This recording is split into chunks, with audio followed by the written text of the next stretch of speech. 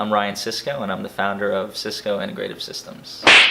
When I was going to school in Roxbury, we were doing AutoCAD mechanical and just learning how to design stuff on the computer. And then I moved halfway through 9th grade and kind of transferred my classes. They all kind of got screwed up, but the class that I was in wasn't offered to 9th graders. So I just did whatever the heck I wanted to do, and I got a grade for whatever the heck I wanted to do. And I enjoyed designing stuff, so we had a drafting book for the class, and I would just go in there and find whatever I thought was interesting and design it, and then whatever. And one day he came along and he's like, hey, can you design this? And I was like, sure, why not?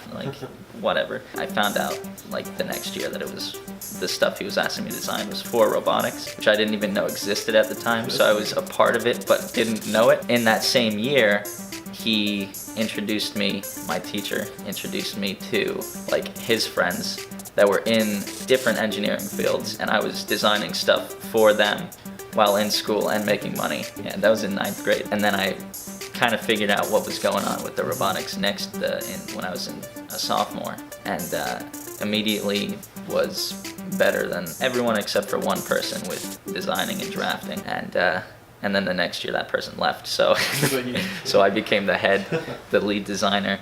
We made robots for first robotics competition, and we were team 223.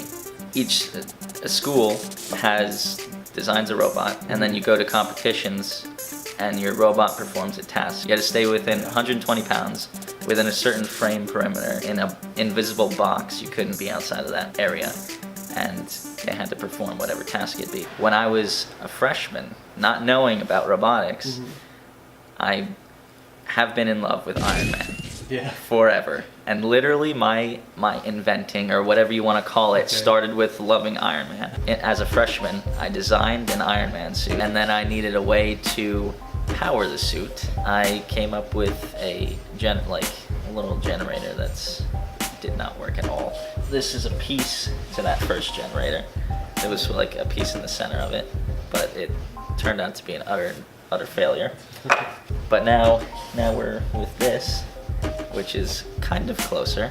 It produces less than a thousandth of a volt, but it's getting somewhere. So eventually it'll be somewhere. Before I got into robotics, I was more into this, and then that translated into robotics, and that expanded my horizons and experiences with different mechanical things, and then from then they swapped back and forth. This is a generator that runs on no fuel at all, no input, only output, and it's right now in the early stages of development. A fully magnetic generator with permanent magnets, no electromagnets.